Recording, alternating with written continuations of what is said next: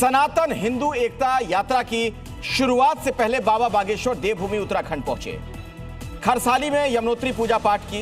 इस दौरान मशहूर कवि कुमार विश्वास मौजूद रहे। दोनों राम भक्तों के बीच सनातन हिंदू एकता यात्रा को लेकर खास संवाद हुआ।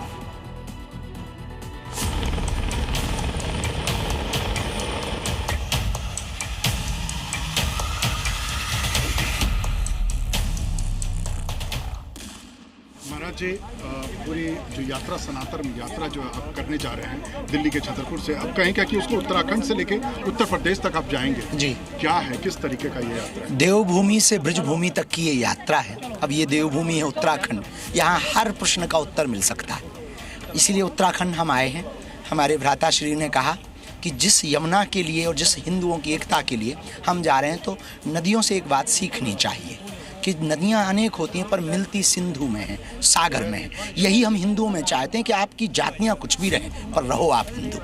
इसीलिए हम दोनों भ्राता आज आए हैं यमुना के किनारे। हमने संकल्प लिया, निर्मल धारा जब हमने देखी, वह पयो स्वरूप देखा, और जब वहाँ हमने ब्रजभूमि में और दिल्ली में यमुना को देखा तो ऐसे जमीन आसमान का अंतर। हमारी यमुना मैया इतनी मलिन हो गई, इतनी हो स्वरूप उनका छुपता चला जा रहा, मूल स्वरूप से गायब होती जा रही।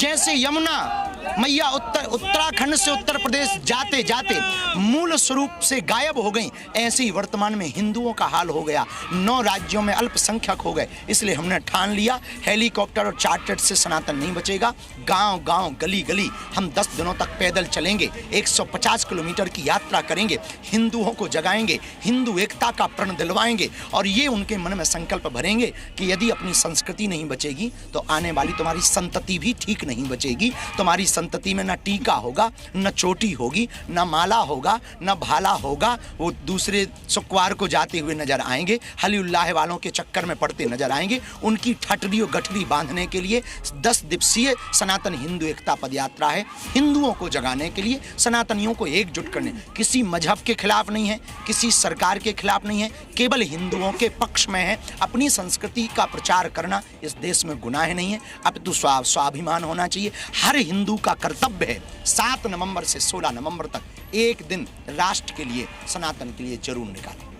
हिंदू राष्ट्र के लिए क्या कहेंगे? हिंदू राष्ट्र भारत है अघोषित रूप से। हम घोषित रूप से भी चाहते, विचारों में चाहते और कागजों पर भी चाहते। हम तलवारों की लड़ाई पर भरोसा नहीं करते, विचारों की लड़ाई पर भरोसा करते। जब 1947 में भारत का एक टुकड़ा विशेष मजहब की मांग पर पाकिस्तान बन गया, तो शेष बची हुई भूमि को हिंदुस्तान को हिंदू राष्ट्र बनाना चाहिए।